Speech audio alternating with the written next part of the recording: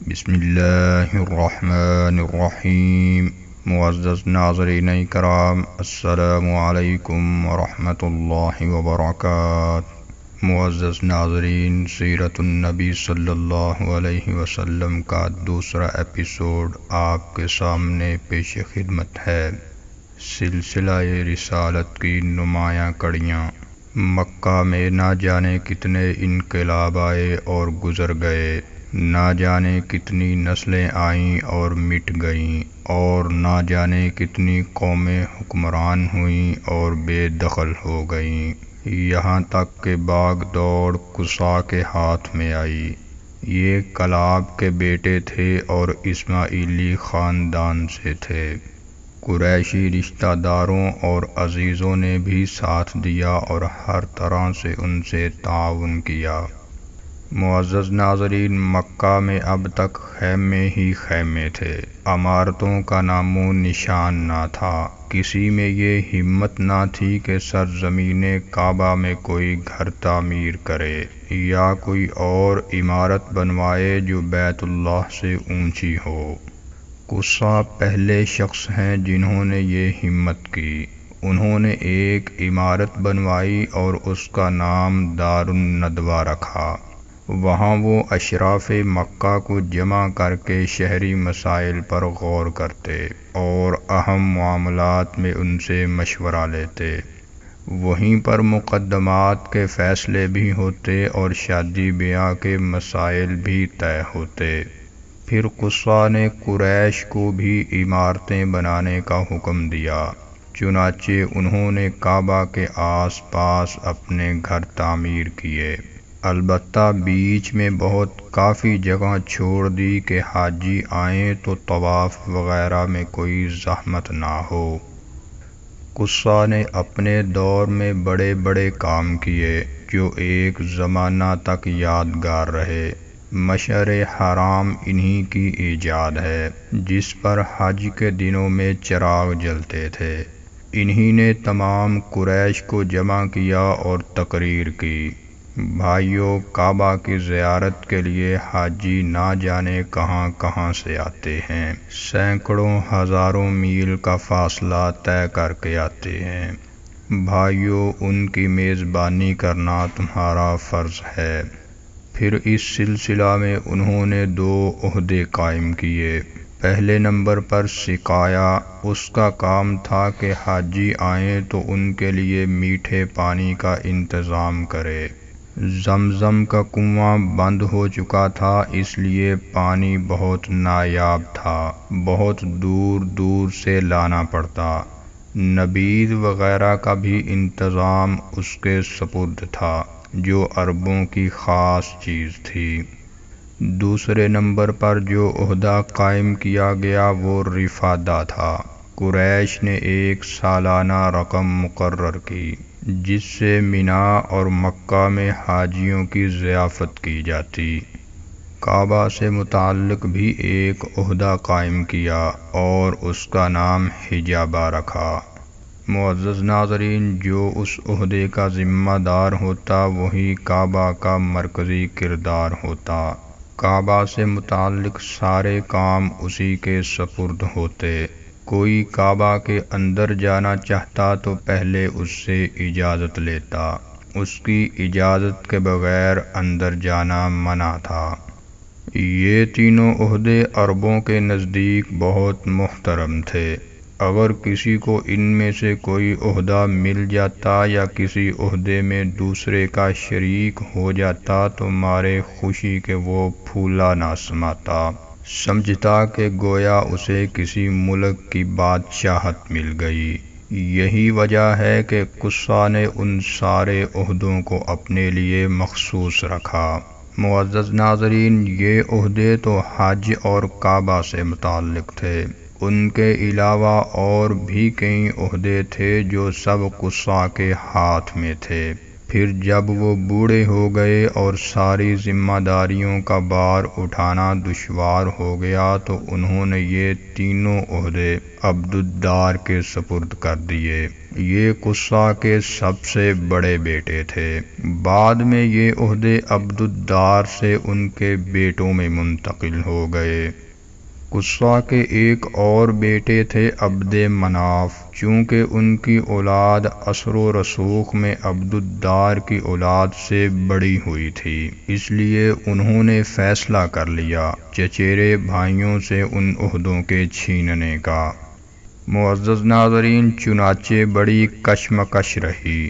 خاندان عبدالدار نے عہدے حوالے کرنے سے انکار کر دیا اور جنگ کی تیاریاں شروع ہو گئیں، لیکن پھر صلح ہو گئی اور طے ہوا کہ یہ عہدے دونوں میں تقسیم ہو جائیں گے۔ تقسیم ہوئی تو آل مناف کے حصہ میں سقایا اور رفادہ آیا۔ عبد مناف کے ایک بیٹے کا نام ہاشم تھا۔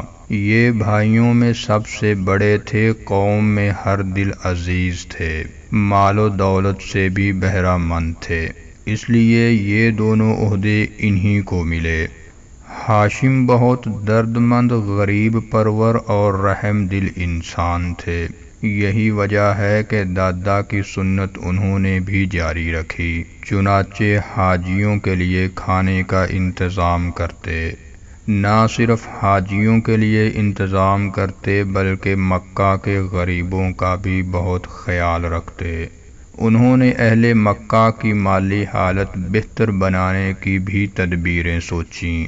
اس کا بندوبست یہ کیا کہ سال میں 2 بار تاجروں کے قافلے بیرون ملک جائیں اور وہاں تجارت کریں۔ چنانچہ ہر سال ایک قافلہ گرمیوں میں جاتا اور ایک سردیوں میں۔ گرمیوں میں شام کی طرف جاتا اور سردیوں میں یمن کی طرف۔ معزز ناظرین، انہی ہاشم نے رومی بادشاہ سے اجازت حاصل کی کہ قریش اس کے ملک میں سامان تجارت لے کر جائیں تو ان سے کوئی ٹیکس نہ لیا جائے۔ حبشہ کے بادشاہ نجاشی سے بھی اسی قسم کا فرمان حاصل کیا۔ عرب میں راستے غیر محفوظ تھے، ہر آن لٹ جانے کا خطرہ رہتا۔ ہاشم نے اس کے پیش نظر دورہ کیا اور مختلف قبیلوں میں جا جا کر ان سے معاہدہ کیا کہ قریش کا کوئی قافلہ گزرے تو اس کو وہ نقصان نہ پہنچائیں۔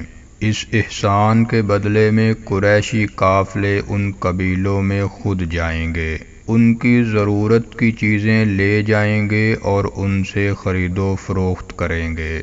یہی وجہ ہے کہ عرب میں اگرچہ غارت گری کا بازار گرم تھا مگر قریش کا قافلہ ہمیشہ محفوظ رہا۔ ناظرین کرام، اس طرح انہوں نے مختلف قبیلوں اور ملکوں سے سیاسی اور تجارتی معاہدے کیے۔ اس سے قریش بالکل مامون ہو گئے اور تجارتی میدان میں وہ خوب آگے بڑھے۔ ایک بار کا واقعہ ہے کہ مکہ میں زبردست قحط پڑا۔ ہاشم نے اس موقع پر شوربہ میں روٹیاں چورا کیں اور لوگوں کو کھلایا۔ اس وقت سے ان کا نام ہاشم پڑ گیا۔ حشم کے معنی ہے چورا کرنا اور ہاشم کے معنی ہوئے چورا کرنے والا۔ ایک سال ہاشم تجارت کے لیے شام گئے، ساتھ میں تاجروں کا پورا قافلہ تھا۔ پھر واپس ہوئے تو یثرب سے گزر ہوا۔ قافلہ میں کچھ تاجر یثرب کے بھی تھے جن کو وہاں کی ایک عورت نے اپنا مال تجارت دے کر بھیجا تھا۔ قافلہ یثرب پہنچا تو وہ عورت اپنے تاجروں کے پاس آئی اور سفر کی روداد پوچھنے لگی کہ کیا بیچا اور کیا خریدا۔ باتوں سے ایسا لگتا جیسے کوئی بہت ہی ہوشیار، تجربہ کار اور باتدبیر خاتون ہو۔ ہاشم یہ سب دیکھ رہے تھے اور دل ہی دل میں اس کی فراست کی داد دے رہے تھے۔ اس کی ذکاوت اور فطانت اور چہرے پر شرافت اور سنجیدگی کا نور دیکھ کر وہ مسحور ہو رہے تھے۔ پھر ان تاجروں سے پوچھا یہ کون ہے؟ جواب ملا نام اس کا سلمہ ہے اور باپ کا نام عمر ہے۔ خزرج کا ایک خاندان ہے بنی نجار، یہ اسی خاندان سے ہے۔ انہوں نے پوچھا کیا یہ شادی شدہ ہے؟ جواب ملا نہیں، البتہ یہ اپنے یہاں کی بہت معزز خاتون ہے، اس لیے چاہتی ہے کہ کوئی ایسا شوہر مل جائے جو اس کو بالکل آزاد رکھے، اپنی آزادی کو مجروح کرنا اسے گوارا نہیں۔ ہاشم نے کہا پوچھو کیا وہ مجھے پسند کرے گی؟ پوچھا گیا تو وہ فوراً تیار ہو گئی۔ معزز ناظرین، ہاشم اسے لے کر مکہ چلے آئے۔ وہاں ایک زمانہ تک دونوں ساتھ رہے، پھر وہ یثرب لوٹ آئی اور وہاں اس کے ہاں ایک لڑکا ہوا جس کا نام اس نے شیبہ رکھا۔ اس کے بعد کئی سال گزر گئے، پھر ایک سال گرمی کا تجارتی قافلہ چلا تو ساتھ ہی ہاشم بھی گئے۔ شام میں ایک مقام ہے غزہ، وہاں پہنچ کر وہ انتقال کر گئے، لہٰذا اب سارے عہدے مطلب کے ہاتھ میں آ گئے کہ یہ ہاشم کے بھائی تھے۔ معزز ناظرین، شیبہ مطلب کے بھتیجے تھے، یہ یثرب میں ماں کے پاس ہی رہ رہے تھے۔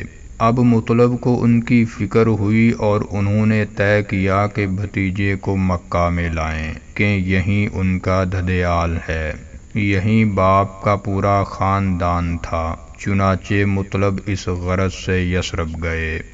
بھابی سلمہ سے ملاقات ہوئی تو بولے میرا بھتیجا بڑا ہو چکا ہے، ہاتھ پیر مضبوط ہو چکے ہیں، لہٰذا میں چاہتا ہوں کہ اب اسے اپنے یہاں لے جاؤں۔ تمہیں معلوم ہی ہے کہ ہم قوم میں حسب و نسب کے اعتبار سے نمایاں ہیں، وہاں وہ عزت سے رہے گا، یہاں تو بیچارہ پردیس میں پڑا ہے۔ سلمہ نے کہا اس کی جدائی میرے لیے موت ہے، لیکن یہ بھی مجھے پسند نہیں کہ وہ اپنے بزرگوں سے جدا رہے، ذرا پوچھو دیکھو خود اس کی کیا خواہش ہے۔